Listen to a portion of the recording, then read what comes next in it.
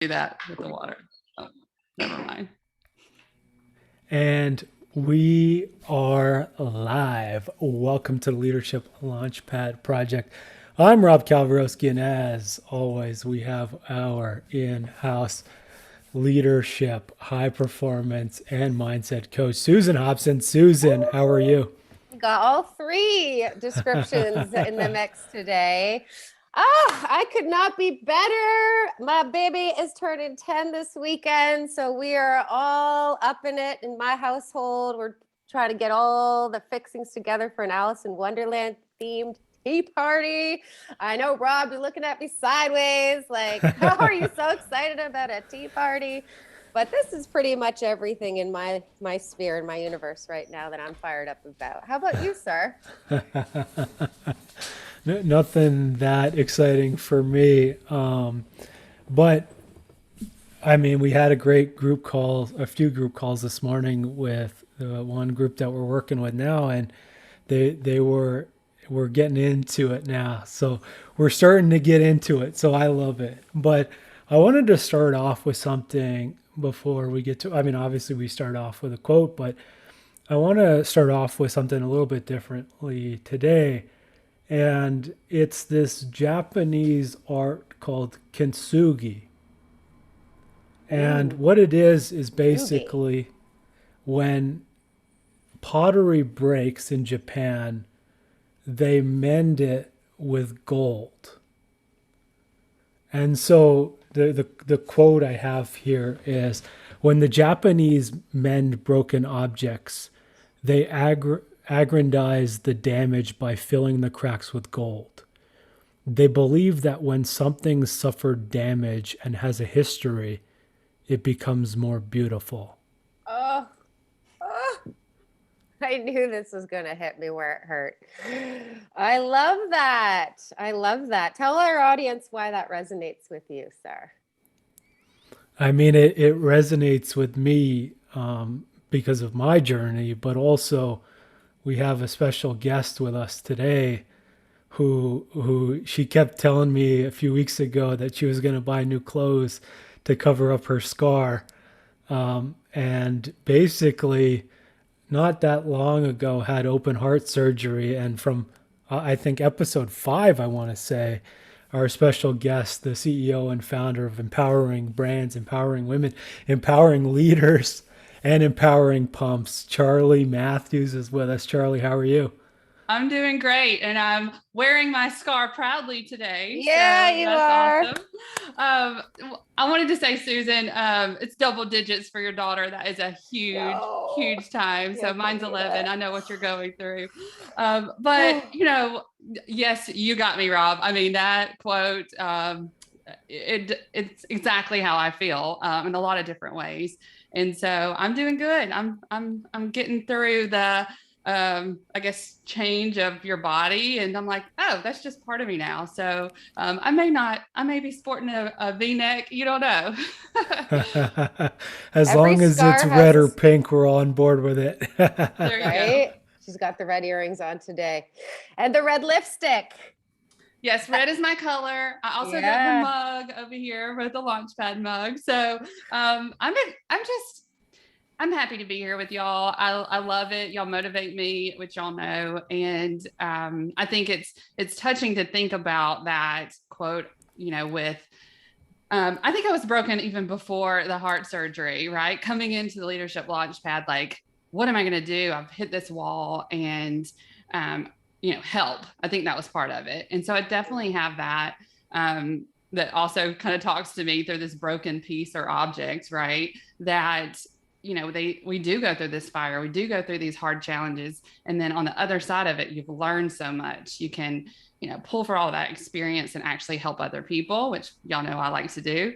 And so getting comfortable with my physical scar and what that means and what I did. I mean, I just recently looked at it up, and it was like, a heart survivor. I was like, really? Like, open heart surgery survivor? I'm like, okay, is that what I did? And they're like, oh yeah, they did stop your heart, Charli. You survived that. It came back to life, and, it's just a different mindset, and just, embracing that. I do think just in a couple of weeks, like you said, Rob, like I was like, okay, I'm gonna get rid of all that clothing, and I don't like the way that looks. And to like, okay, I'm fine with this. We're just gonna go with this. So, yeah, that's me. That's what's been going on.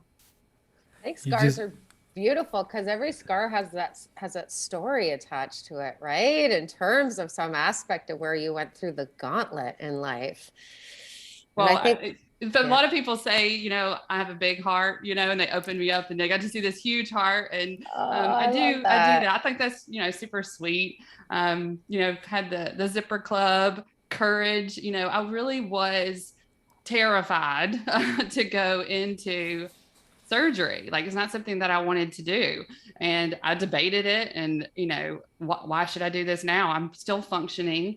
Why should I do this? And I just kind of really thought about myself and who I am as a person is to go straight for it. Right. Like, and that is the courageous person, right? That is, why wait on something, wait, let it get worse. That's not like me. I go head on and say like, okay, let's improve this. Let's fix this. Let's go.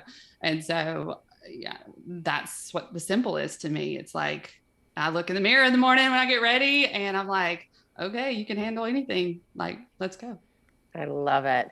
I love the I can do anything or I can handle anything mindset. That is what empowerment's all about, isn't it? Yes. So let's talk about that, shall we? Because I already hear it coming out naturally in you're talking about the actual experience of this surgery. But I'm just curious in terms of how else you've really noticed a change in your perspective, having gone through something that massive, right? And that challenging.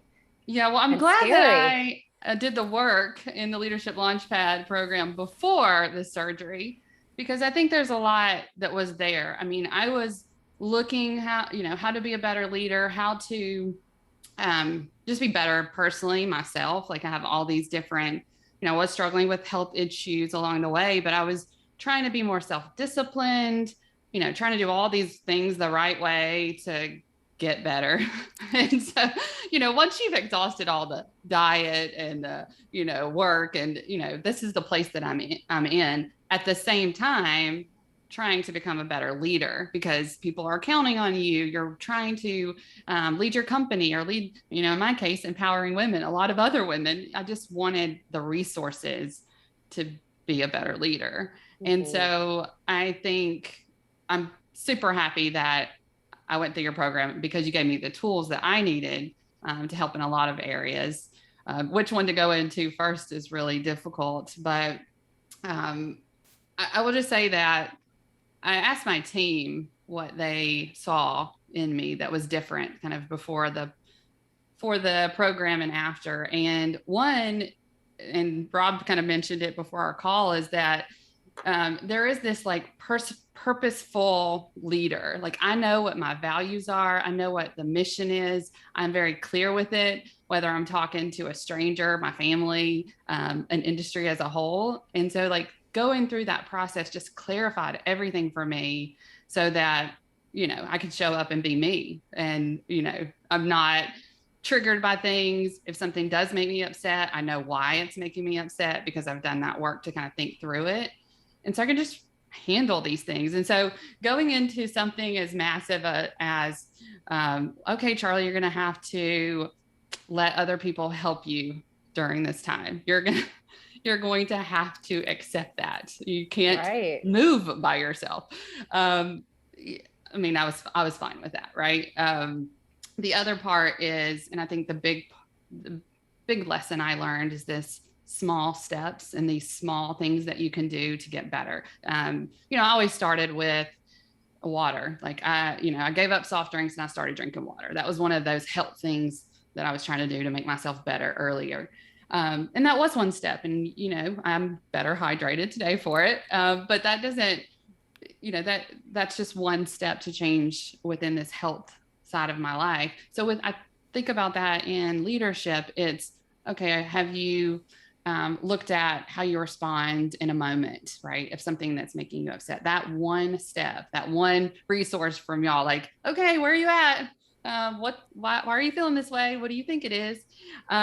Made me really aware of what I needed, what my values were as a leader, so that I could lead other people. So I show up to them and make my vision very clear in meetings. I make it very clear online because I know what it is. I mean, at the end of the day, that's it. You know, you do the work and, you know, it just makes it easy.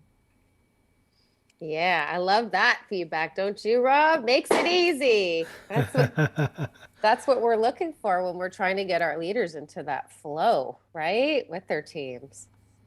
Yeah, it's really, I think when I look at the program, I look at the podcast, I look at like, I was trying to become a better leader. It wasn't about finding y'all, which was great. It wasn't about finding other people to kind of be my cheerleaders. It was really like, you have to make the decision to lead yourself, to put in that self-discipline, to do the work. And, you know, not that I'm alone, because we don't want anybody to be alone. I don't want you to feel alone at the top. That's not a thing we do around here. But just, I kept wanting somebody else to take the lead, right? Like to tell me what I should do, what's acceptable here versus this is your game. Get in there. You've been doing this for 10 years. Well, you know, you are this person that you're saying you are. And so go with it. And that's what really, I think, helped, was just seeing that highlight reel and knowing it was true. That was the biggest thing. I remember Charli. Do you remember this, Rob, when Charli came through the door? She didn't even see herself as a leader. Mm-hmm.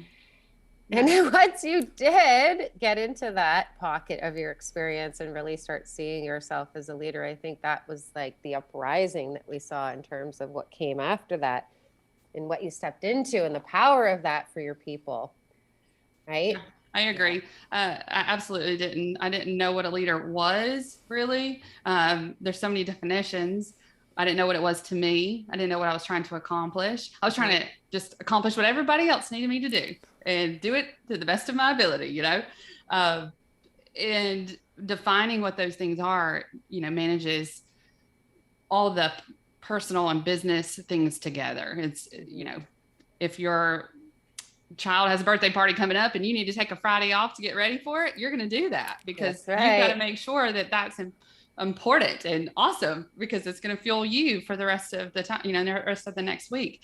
And so I make decisions like that. I love seeing my daughter come off the bus. And so I try not to schedule something right when she's coming off the bus. And so little things like that, little small tasks that I learned, you know, through the program to pay attention to that I valued. And then, you know, I think going through something like delegating all tasks to my team and like, okay, see y'all later. Hopefully, y'all got this. And if you don't, you know what, it's fine, because it's not going to be a big deal after that.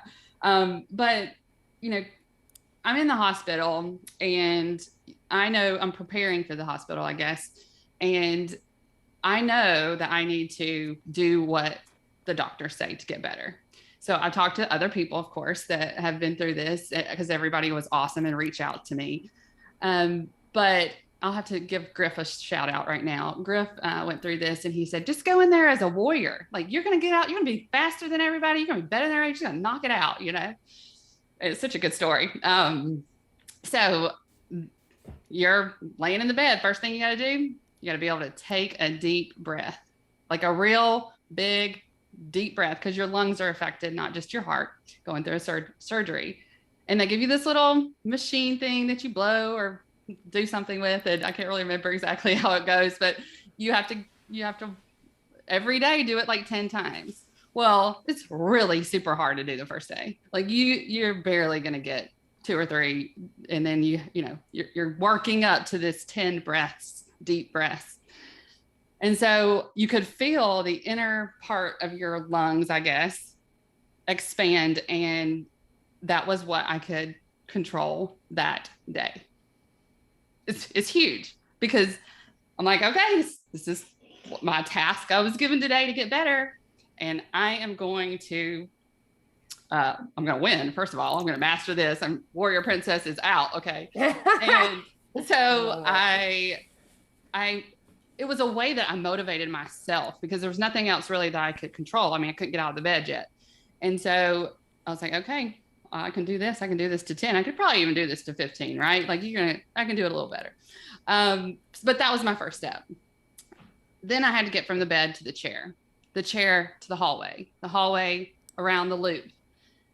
And you had to push yourself to go. Nobody else was saying like, no, you need to go a little further. You need to go to the next corner. It was like this internal battle of like, you don't be scared. I mean, that's the thing. Well, you are scared. You're scared you're going to like fall over on the floor. And, there you are in your robe in the middle of the hospital, looking gross. And you just keep walking. You just have to keep walking. And then you could do it. Okay. So I'm telling you all that because it was the fear, I think, that holds us back. And I have one more element of fear and overcoming fear that I have to share. As I progressed, got to the mailbox, walking around the neighborhood, I'd never raised my arms above my head because I was scared to do it, really, because that's where it had the most fatigue or pain, or it wasn't even pain. It was just, I could feel it.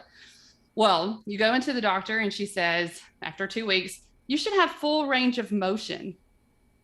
I was like, what? I haven't even raised my arms yet. Like, what are you talking about? Full range of motion. Yeah. And so I started doing it a little bit every day. I felt it was easier, completely different that next week. I was better, right? Because I was scared before to even move. And so then what did I do? Okay. Oh, I got full range of motion. Okay. Now I'm going to run, walk on the treadmill. I'm going to do the bike. I'm going to do the weights like they said. And I'm up to 3 miles with the run, walk, and lifting the weights like I'm supposed to. And it feels good, y'all. It feels so good. As we got athletes on here. We like to work out and sweat and feel like we're doing our best. And it was the mindset that was holding you back. It wasn't your body. And I think that is where I was in the Launchpad too. It was my mindset that was saying, you can't talk about this topic. You can't, whatever it was I was trying to do. Even speaking on a stage, it's like, okay, going up 2 steps. Now I'm scared. None of that was real. It was all the mindset and that physical motion of the steps, those small, little, insignificant, raise your hand high, y'all. Those steps is what leads to, the success at the end. And that's really my message, I think, for leaders out there that are trying to be a better leader. You can't just do that all in one day. It's not like a formula, even though y'all have a pretty good toolkit or resource pack there that can help leaders. I think that just as far as the steps is really important. And then getting really, really purposeful in what you're trying to accomplish and go for it. And I guess, Charli, like you mentioned the fear. Like, how did you overcome the fear? Well, thankfully, I have a lot of good quotes and inspirations and listening to podcasts and books and all of this stuff that does feed positive things into me. But I also think it was proof. So there was a lot of things that, I was scared to walk down the hall, right? Like I was scared to do it. So I just took one more step or, I kind of crossed that line. I don't really know why other than I am courageous. Like I am like, show me the line, I'll cross it or go. But I think the other thing I had support, right? My mom always told me, Can. So my brother, his initials are Can. And so like we see Can all the time. And so if I think about that, I believe in myself that I can accomplish things. Like I set my mind to it and I can do it. So I don't think I have an issue with, this is scary. I'm going to go do it. I don't think I have that issue. I am doing it scared. So the fear is there. It's overcoming that is just knowing that, we have resources to help you. And I did lean on a lot of help. I leaned on, listening to the doctors, like you said. I leaned on other people who told me their stories and listening to my body. Like, this is hard. I don't think I'm going to be able to do running today. I'm taking a break, and there was a lot of resources and podcasts around that. So I was just listening to a lot. I had people in our network, people around my home. I mean, I was flooded with all of this love, and I wrote my gratitudes down. I sent out those letters. I, told the stories publicly, because anytime I was feeling like, I don't know if I'm ever going to be able to do that, I'd be like, I got this. This person can do it. We can do it. What do you think about this? All these resources and the power of your network, I guess. In my case, I felt loved. And I'll tell you this, because this is what I learned. Number one in Leadership Launchpad. People care about me. And the story that I was telling myself was, nobody cares about me. Well, that is out the door, because I got so many flowers and cards and all of this. I mean, there's no way. That would just be rude to say nobody cares about me. Okay. And it was false anyway, back then. We know that. But that part of just like focusing in on why did I have to go through this? What is this? First, learn that lesson. People care about you. Thank you very much. You should have known that already. And then, what am I supposed to do with this? Like, I went through something huge that other people go through. I've been living with this my entire life, not knowing. It's a birth defect. And I could have kept going without knowing, because I could have just kept hustling, not paying attention to my body, and I think the other part, and I'm still figuring this out, but with empowering women, which is my mission, women are affected by this. This is the number one killer for women, is heart disease. I mean, when you read that, you're like, really? How? And then you also look at the pandemic and how we were very much affected by that as moms, as women, just in general, because sorry, Rob, we take on so much. We have different responsibilities, that somebody's going to take care of this during the pandemic. And it fell on us a lot of the times, percentage wise. And so looking at that and thinking, these women are running themselves ragged. They're hustling. They want to be their best. They want to be the best homeschooler, worker, wife, cooker, whatever it is. And they have no tools to take care of themselves, because we haven't taught ourselves how to do that. Mm-hmm. We haven't taught ourselves how to change our mindset to be better leaders through a pandemic. There's so many things that I can help, because I went through this, which is really, anytime we go through the story, right, we're better at being able to help somebody, because we know, I shouldn't have done that. Maybe try this. This is better. And so I think you'll start to see a lot more of that for me, is empowering women. We were already touching on that health and wellness part of that, and what we were doing. We've talked about mental health. All of this is so important for setting up the best workforces, having a place for women to be able to succeed.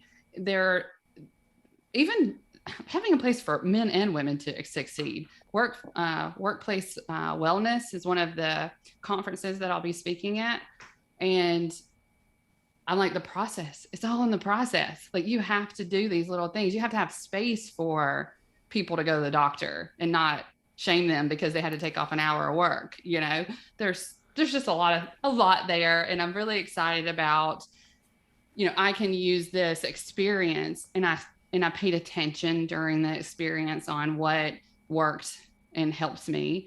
And so I'm in the middle of that. So I know I feel like I'm talking all over the place. There's so much there, but I'm in the middle of figuring out what that story is, what that process is to help other leaders develop programs that are going to help the workforce, and look at, as we grow the Empowering Women audience, really supporting this with resources, that are outside of what I can do, but looking for ways to speak and talk about this experience that will actually provide resources for others who might be going through it.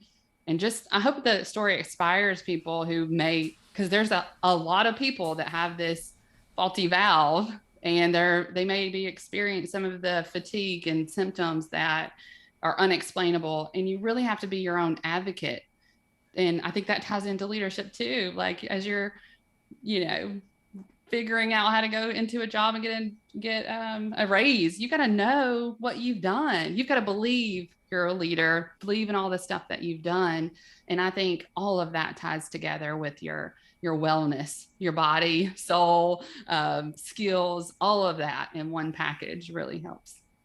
How do we empower these women that we spoke about a second ago, right? Who are taking on all this load and not asking for the help and the support, not seeing themselves as leaders, where we met you when we first saw you as the only female in her Leadership Launchpad Project program class, right? Because this is what I see in my practice. It's like predominantly male, no problem investing in themselves and getting the support that they need to level up in their career.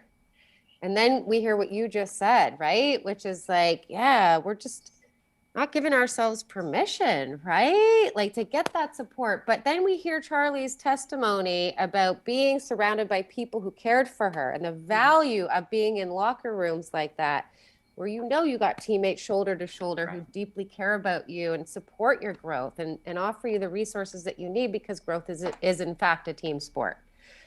Yeah, I think we want to do it ourselves. And there's like a pride thing of, I did that myself. I'm so strong. Let's go. And I don't need help. But what you find out, which I found out, help just makes you better. Time for yourself and like being able to be stable while you're making these decisions, right? Not anxious or nervous or upset, or when you're just like yourself, that's the best way I can say it, you are able to be better than you could ever be hustling and trying to do all these activities at once. So, I am a more efficient, better as far as prioritizing time, better at understanding where we're going in the future, like all of that, because you can think and feel, I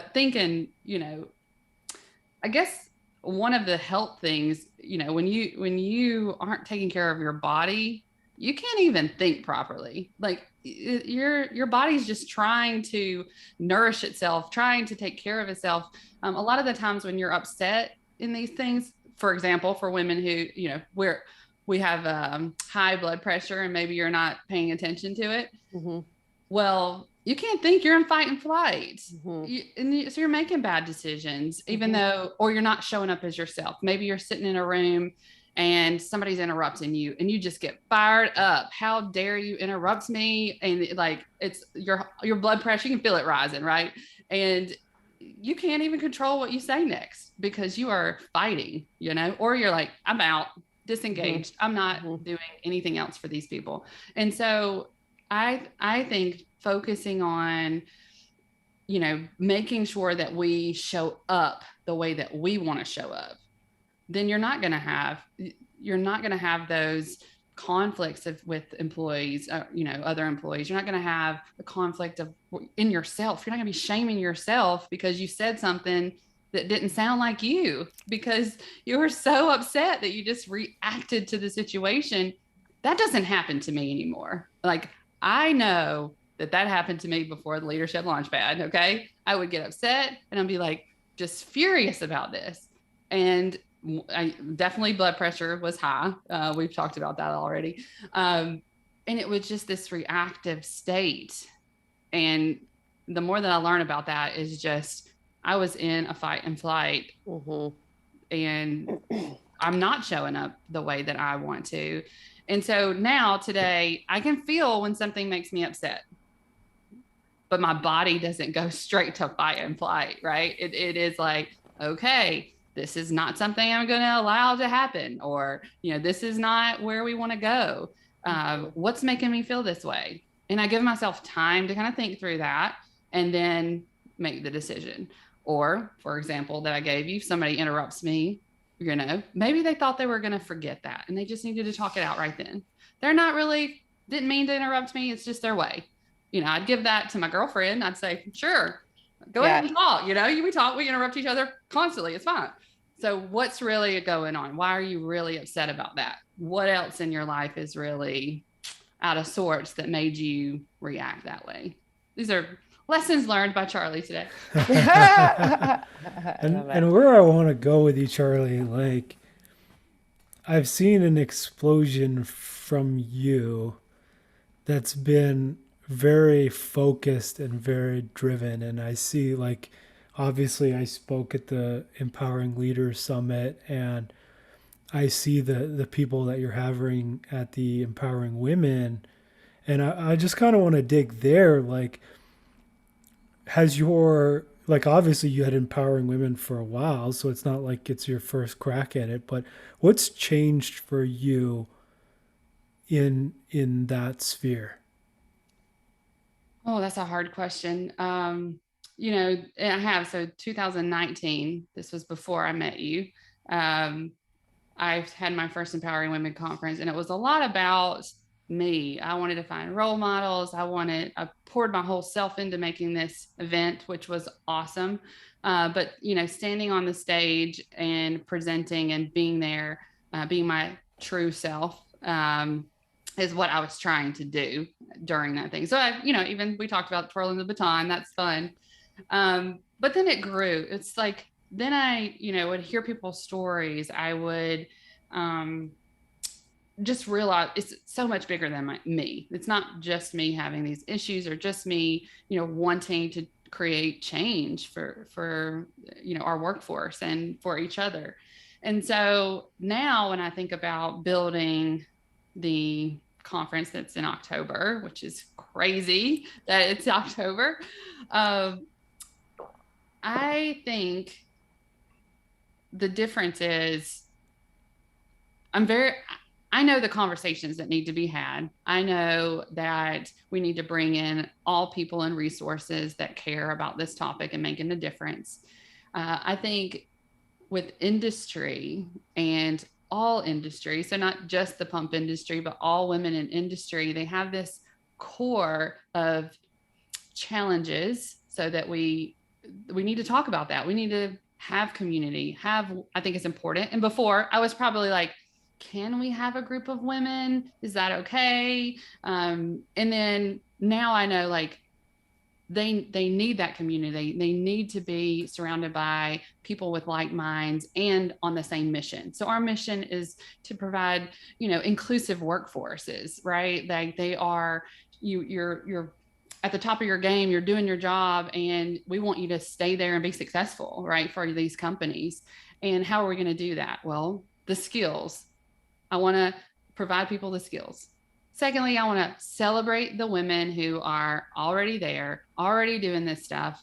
And then if I throw a little Charli in there, which was my original plan back in 2019, we're going to have fashion. We're going to have entertainment. We're going to have a fun time, because you don't have to choose to be this women in industry and give up being a woman, or fun, or entertainment, or whatever. And so I get to have this fashion show. I love fashion, but it's tied to mission, because women actually in the workforce need different kinds of clothes than men. They need different kinds of healthcare than men. There are things that we need that are different than men.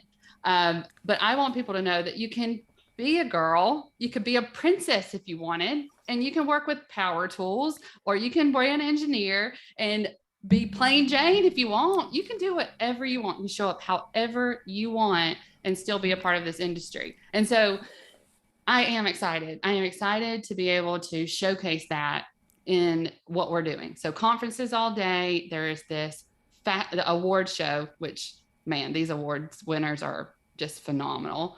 But the fashion show, showcasing people from hard hats and safety glasses to business suits to gowns that they made themselves. Okay.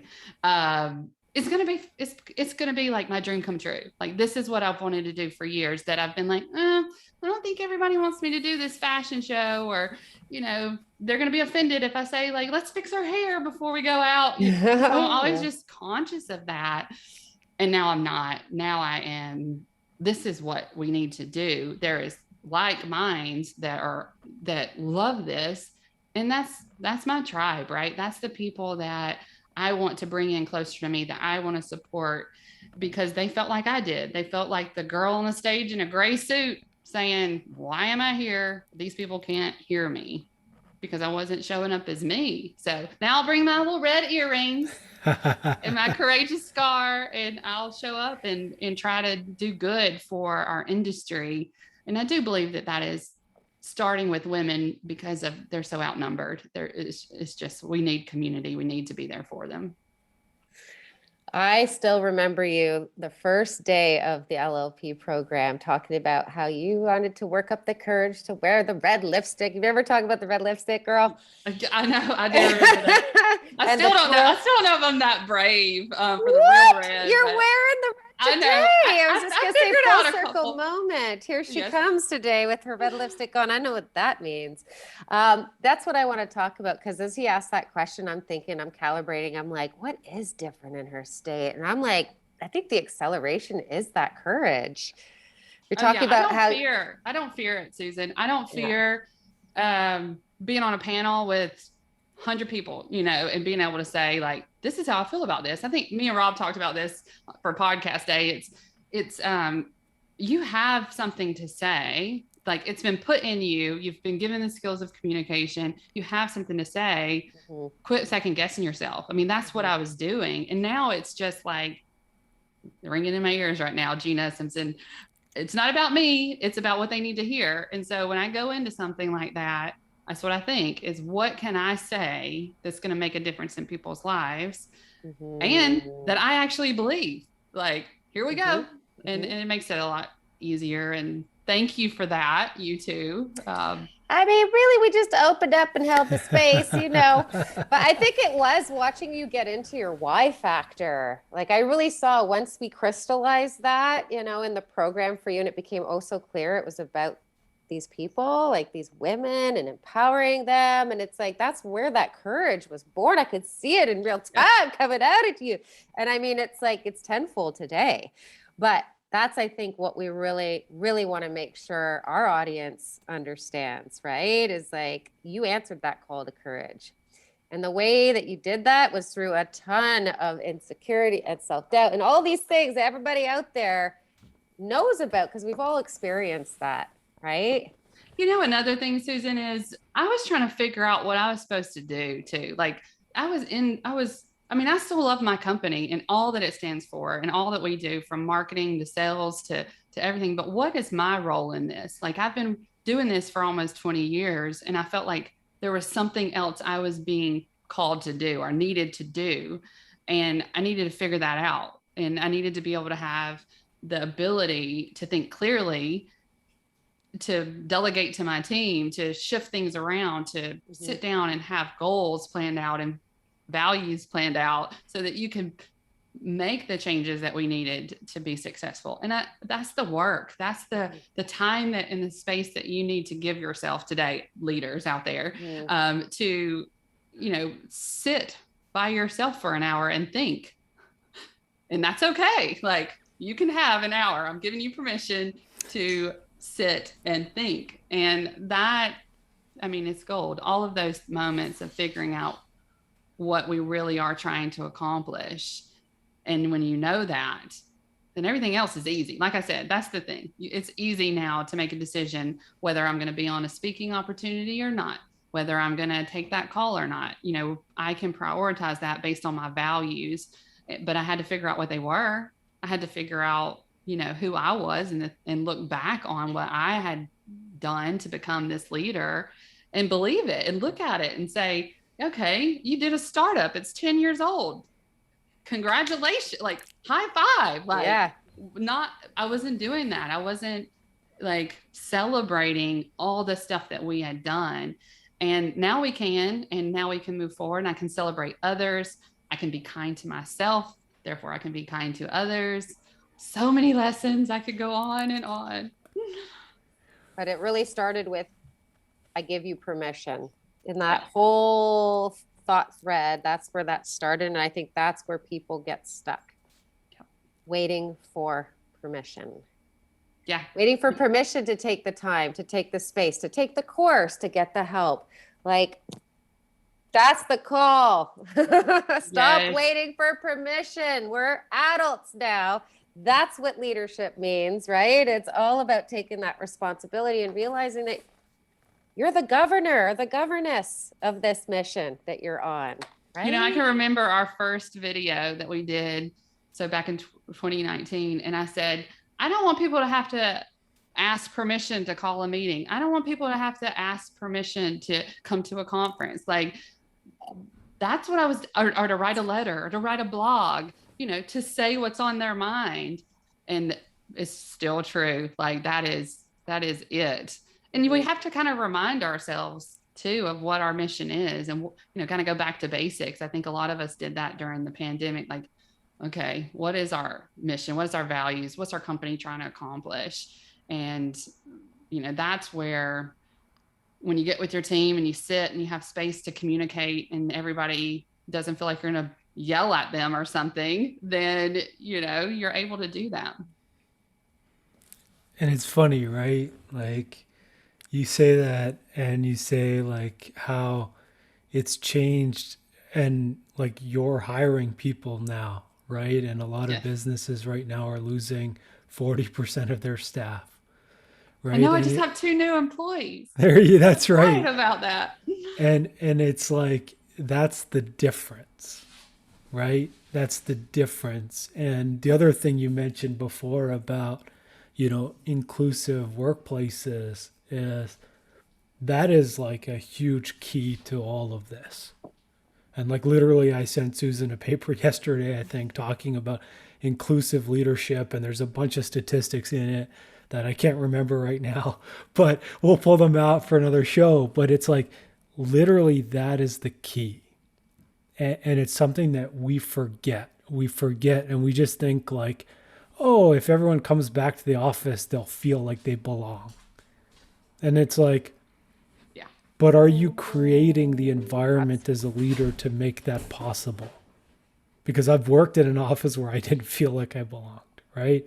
And I think that's the thing, is like, we need to start thinking consciously about what we're doing, regardless of, you know, if it's our mission, or we want to create an inclusive workplace, or we want to, you know, whatever that is.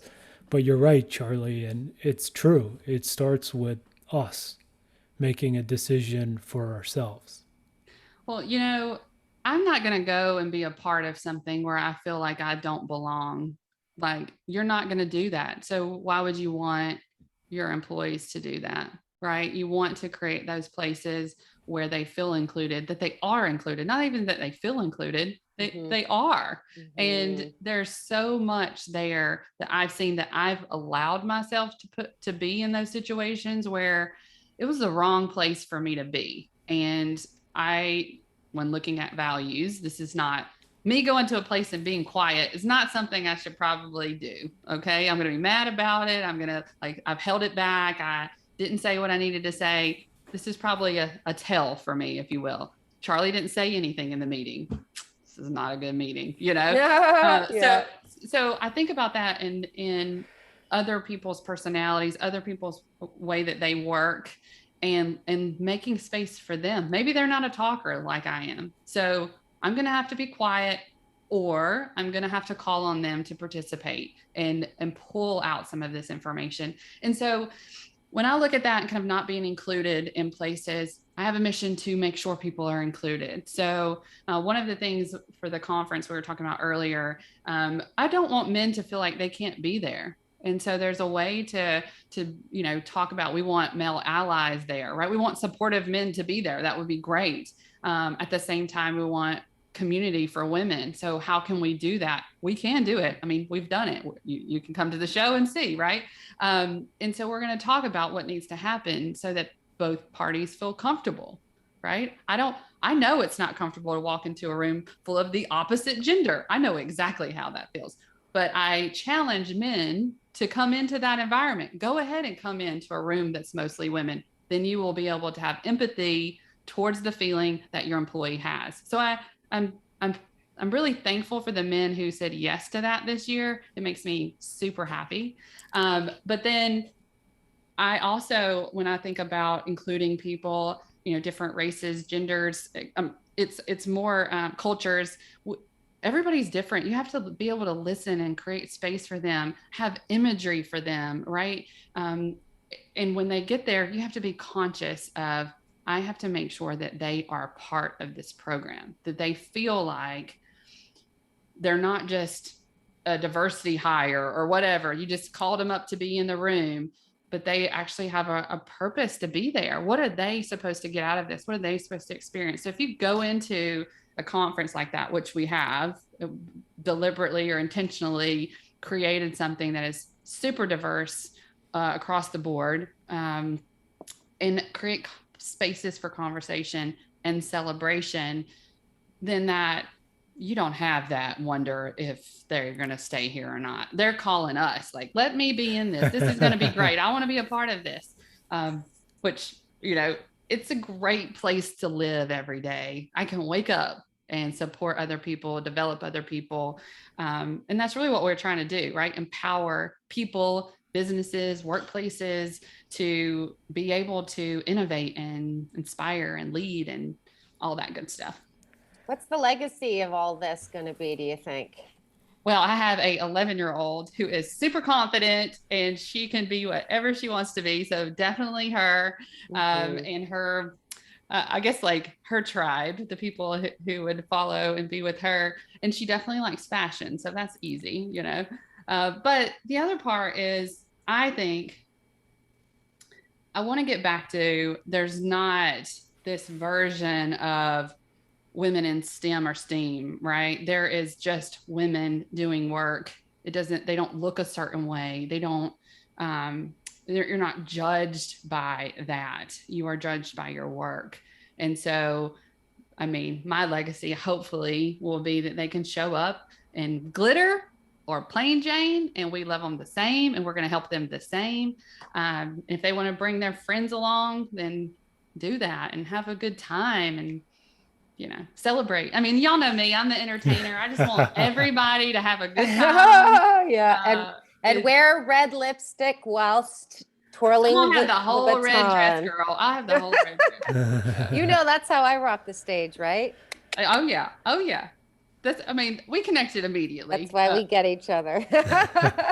I'm just waiting to put my safety boots and hard hat and Speedo on all at the same time for the fashion show. Oh I would totally. Are you dressing as one of the village people for Halloween? Getting village people vibes every time. Now, Charli, obviously, if anyone can't get behind a mission to empower people, right? Like, what are you doing out there? But Charli, if people want to find you, if they want to go to the conference, if they want to find everything Charli Matthews, where can they find you?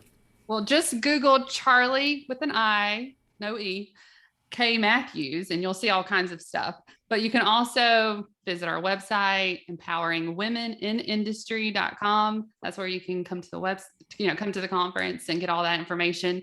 But yeah, send me a message. I love getting social media messages. So I love connections on LinkedIn, and just Charli K Matthews. Look me up and I'm willing to connect. Love it. And obviously we'll drop Charli's stuff in the podcast notes, so find it there. Susan, is there anything you want? Well, obviously for us, you got to subscribe to Leadership Launchpad Project on your favorite podcast platform, and go to elitehighperformance.com for all things leadership, high performance, and mindset. Now, Susan, is there anything you want to leave us with today? Just stop waiting for permission, folks.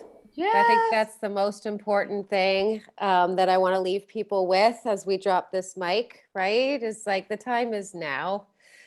Growth is a team sport. This is something that was so well reinforced by Charli's incredible testimony. And look at what's on the side of this answer, this call to courage, and learning how to architect the mindset strategies. Because, oh yes, you better believe that whole mindset strategy around courage is one of the modules in the LLP, the Leadership Launchpad program. So yeah, I just could not be more inspired right now. I could not be more grateful to have you on this, mission with us as we try to change the way the game of business is being played forever. Thank you, Charli, for coming Thank back in you. for another show. I'm so grateful for you, girl. I'm grateful for y'all too. And just thanks for everything you're doing. I'm a listener. I'm one of your subscribers. So everybody else share this episode. Yeah.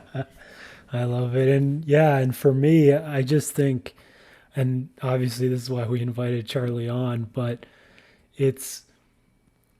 where we started this show, right, was where adversity leads us to opportunity, and it leads us to growth, and it leads us to changing our perspective.